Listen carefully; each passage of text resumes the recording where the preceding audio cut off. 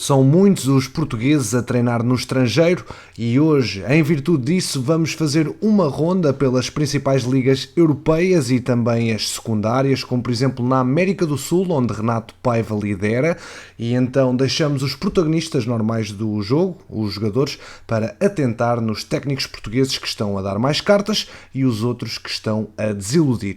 Vai ser um vídeo super interessante, por isso espero que gostes, mas antes deixa o teu like, junta-te à família do MTL e já sabes, ativa as notificações para estar sempre a par das novidades como o vídeo de hoje. O último fim de semana foi realmente deprimente para a última exportação de treinadores portugueses nas principais ligas.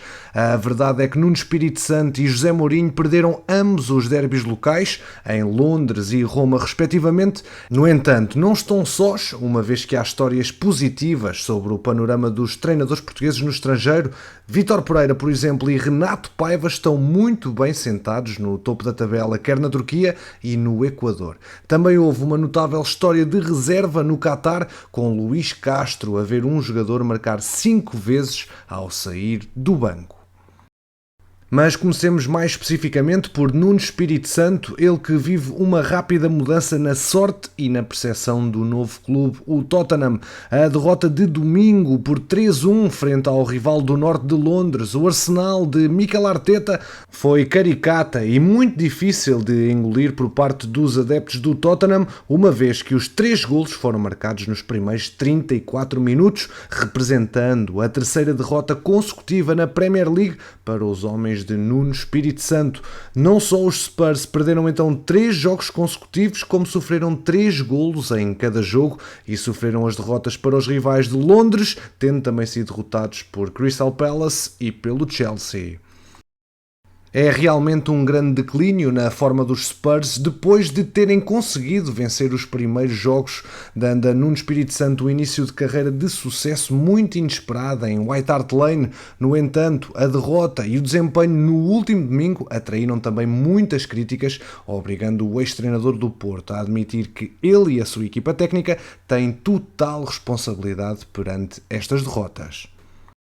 Vamos para a Itália, agora mais precisamente para Roma, onde José Mourinho também pagou o preço por um início lento no derby della Capitale contra a Lazio. A equipa de Mou entrou em jogo com um sólido início de época na Série A, mas viu-se a perder por 2-0 dentro de 20 minutos, com o antigo jogador Pedro a regressar para assombrar os giallorossi ao marcar o segundo golo da Lazio.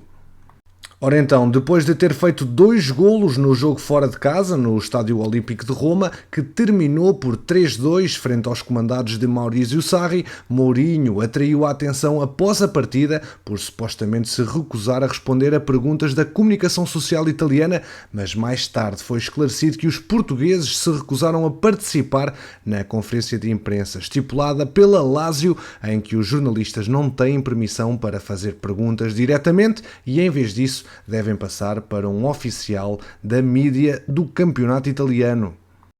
Deixamos o Special One para ir para a Turquia, onde Vítor Pereira e o seu Fenerbahçe são líderes da Superliga Turca após as 7 primeiras jornadas e uma vitória na última ronda por 2-1 no campo do Hatayspor. Os golos de Diego Rossi e Filipe Novak colocaram Fenerbahçe com uma vantagem de 2 golos na primeira meia hora e apesar de Dylan St. Louis ter reduzido a diferença para metade, a equipa de Vítor Pereira manteve-se firme nas vitórias consecutivas no campeonato e subiu mesmo ao topo da tabela. Vítor Pereira, que no final do jogo não conseguiu esconder a sua felicidade pelo desempenho dos seus jogadores, dizendo mesmo que tem muito orgulho em trabalhar com um grupo assim.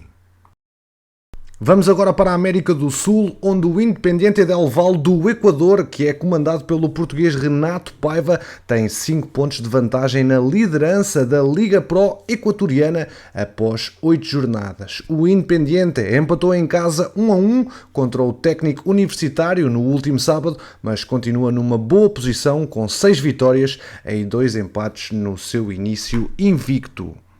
Renato Paiva, que após o último encontro, o ex-treinador do Benfica B, fez duras críticas à arbitragem no Equador, referindo-se especificamente ao número de paralisações durante o jogo. A minha angústia tem a ver com o facto de os árbitros poderem controlar melhor o tempo de jogo. Desde que cheguei ao Equador, há muito tempo que não se joga, o tempo de jogo efetivo é muito menor do que em outros lugares na Europa. Paiva também falou sobre a sugestão de que os árbitros costumam favorecer grandes equipas específicas da Liga. Só quem não tem cérebro e acredita em teorias da conspiração pensa que há uma campanha a favor do Independiente. Se fosse esse o caso, os árbitros não nos prejudicariam de forma como o fazem. Viajamos agora para o Qatar, onde Luís Castro terá uma boa história para contar à mesa com os seus amigos, uma vez que na vitória por 5-0 frente ao Al Salia, com os 5 golos a serem marcados na segunda parte pelo jogador que saiu do banco, Mikel Olunga. O ex-treinador do Shakhtar Donetsk, Luís Castro, introduziu o queniano no intervalo depois de uma primeira parte sem golos, e Olunga marcou por 5 vezes entre o minuto 56 e o minuto 85 no jogo que foi realizado em Doha. E temos de regressar novamente à Premier League, uma vez que Bruno Lage e o seu Wolverhampton conseguiram uma excelente vitória. O triunfo por 1-0 em Southampton não foi apenas uma segunda vitória necessária para o novo técnico do Wolves, mas o gol da vitória, que foi marcado pelo craque Raúl Jiménez, balançou a rede pela primeira vez desde outubro do ano passado, após sofrer uma séria lesão na cabeça e um início de temporada bastante incerto, voltando agora a faturar e a dar a vitória aos Lobos e, respectivamente, ao técnico português. Bruno Lage, que no final do jogo abordou mesmo a situação de Raúl Jiménez e a sua felicidade pelo mexicano faturar, dizendo mesmo que nunca o pressionou para fazer golos, porque a maneira como viu Raúl todas as vezes nos treinos, a maneira como ele trabalha para a equipa, o golo era só uma questão de tempo, chegando mesmo numa hora crucial. De resto, há muitos treinadores portugueses em atividade, mas falar ainda de Rui Vitória, que conquistou uma vitória preciosa na Premier League russa ao serviço do Spartak Moscovo, depois de um início de temporada muito pouco convincente. A formação do ex-treinador do Benfica bateu o Ufa por 2-0 na capital russa e subiu para a 8ª posição na tabela com 4 vitórias, 4 derrotas e um empate em 9 jogos disputados até o momento. O técnico português que já prepara o seu embate na próxima quinta-feira contra o Nápoles, líder da Série A contar para a Liga Europa.